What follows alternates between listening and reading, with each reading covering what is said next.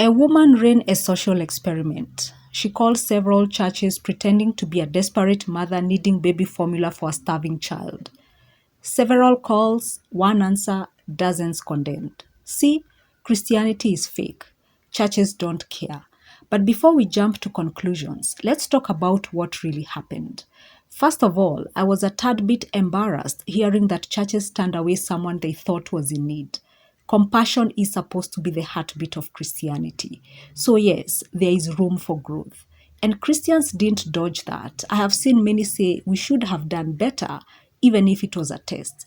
That's humility and integrity. Let us move on to the part the internet refuses to acknowledge. This woman wasn't calling for help. She was calling for TikTok content, which has now racked up millions of views. There was no hungry baby, there was no crisis, just a gotcha agenda, aka make Christians look bad on camera. That's not accountability, it's entrapment. And yet, critics treated her setup as if it were real data. Here's the irony.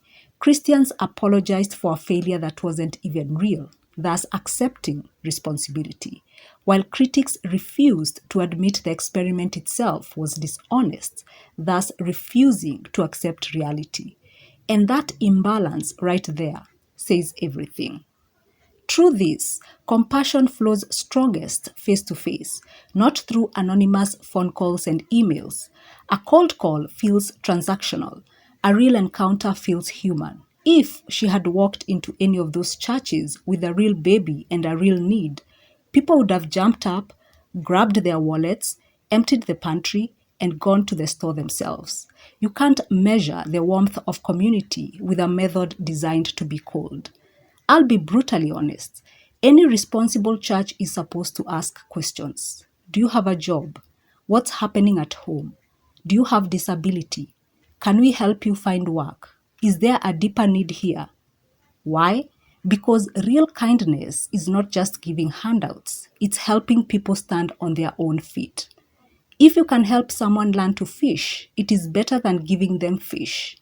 A church is not meant to be a vending machine where you press a button and free resources fall out with zero relationship and zero accountability. Feeding someone for a day is charity. Helping someone build stability is transformation. And yes, some people today don't want help. They want handouts. And the Bible is clear. If you don't work, you shouldn't eat. So, probing isn't cruelty, it's stewardship. Everyone pointed fingers saying, look, the church failed. But no one asked, why is someone trying to expose kindness instead of practicing it? She criticized Christians for not helping, while she herself never intended to help anyone. She tried to prove Christians weren't Christ-like, while acting nothing like Christ. She didn't expose the church, she exposed her own heart and the hearts of those cheering her on. And here's the part nobody is talking about. The church still won this one because even in a setup designed to make the church fail, one church still responded with compassion. Think about that for a second.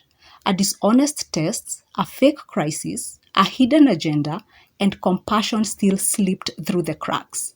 If even one believer chooses kindness in a scenario engineered to expose failure, imagine how many would respond if the need were real, face-to-face, and honest.